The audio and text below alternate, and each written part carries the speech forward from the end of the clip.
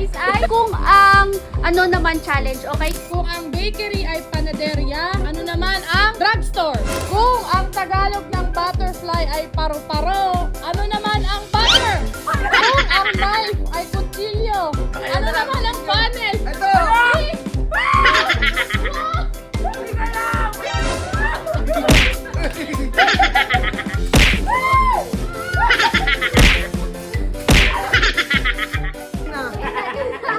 So guys, meron tayong palaro ngayon sa grupo.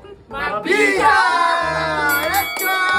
So ito ang papremyo natin, 1,000 ang makakasagot ng tamang sagot. So ang palaro natin guys ay kung ang ano naman challenge, okay? Kung ang ano naman challenge, ang oo, ang tamang sagot mananalo ng 1,000. Siyempre, pag hindi kayo nakasagot, babasain kayo nung balon. Okay? Oo. Game na! Game! Game na. Sali ako. Si Ate Sa magtatanong sa atin guys. Yeah! Ulit naman na! Unang tanong, sa mga tindahan, kung ang bakery ay panaderya, ano naman ang drugstore? 3! 2, 1!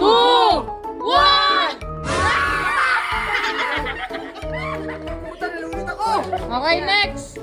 Next for modeng. Kung ang Tagalog ng black ay itim, ano naman ang blackboard? 3, Pasisaray! 1, wala!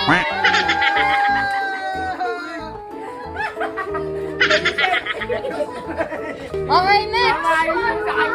Quiet!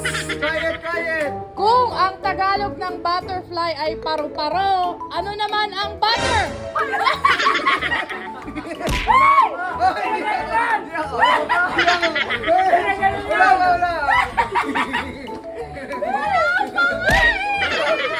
For Bibay, kung ang tea ay tsaa, ano naman ang teaspoon? 3!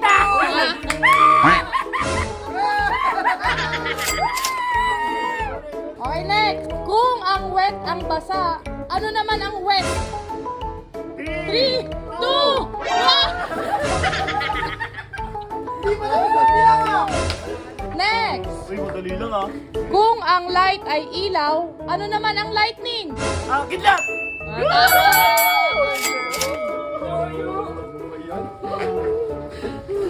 Okay, next. Kung ang houseflies ay langaw, ano naman ang firefly? 2!